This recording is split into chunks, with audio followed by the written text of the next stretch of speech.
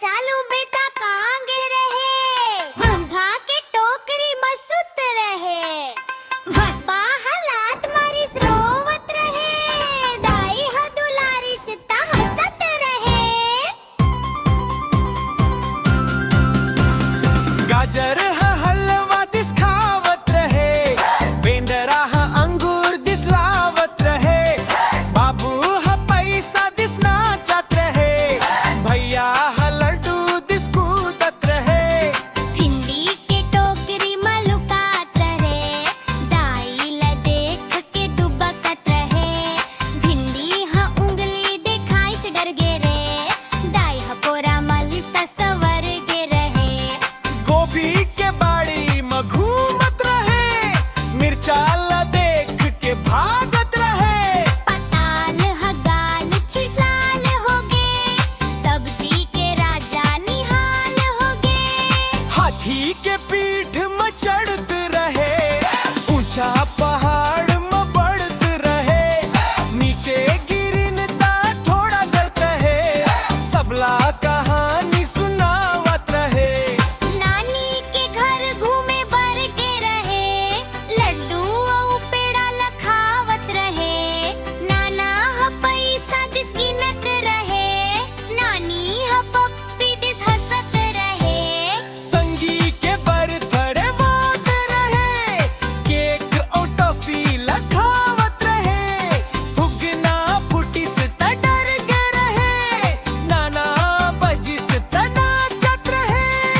आलू कचालू बेटा कहाँ गे रहे, दाई ह दुलारी सता हंसत रहे, आलू कचालू बेटा कहाँ गे रहे, दाई ह दुलारी सता हंसत रहे।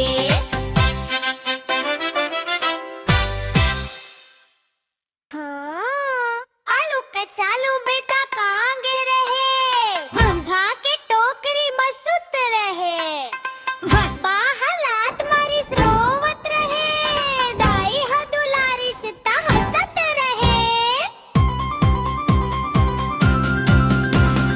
गाजर ह हलवा दिस खावत रहे, बेंदरा ह अंगूर दिस लावत रहे, बाबू ह पैसा दिस नाचत रहे, भैया ह लड्डू दिस कूदत रहे। भिंडी के टोकरी मलुकात रहे, दाई ल देख के दुबकत रहे, भिंडी ह उंगली दिखाई से डर गे रे, दाई ह पोरा मलिस त सवर गे रहे। गोभी के बाड़ी में घूमत रहे, मिर्चा ल देख के भागत रहे, पताल ह गाल छिसाल होगे, सब्जी के राजा निहाल होगे। हाथी के पीठ में चढ़त रहे, ऊंचा पहाड़ में बढ़त रहे, नीचे गिरिन ता थोड़ा डरत रहे, सबला कहानी सुनावत रहे।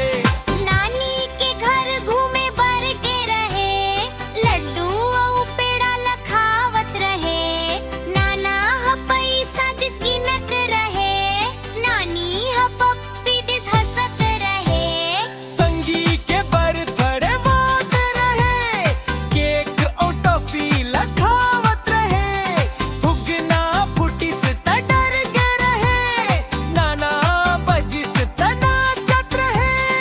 आलू कचालू बेटा कहाँ गे रहे, दाई ह दुलारी सता हंसत रहे, आलू कचालू बेटा कहाँ गे रहे, दाई ह दुलारी सता हंसत रहे।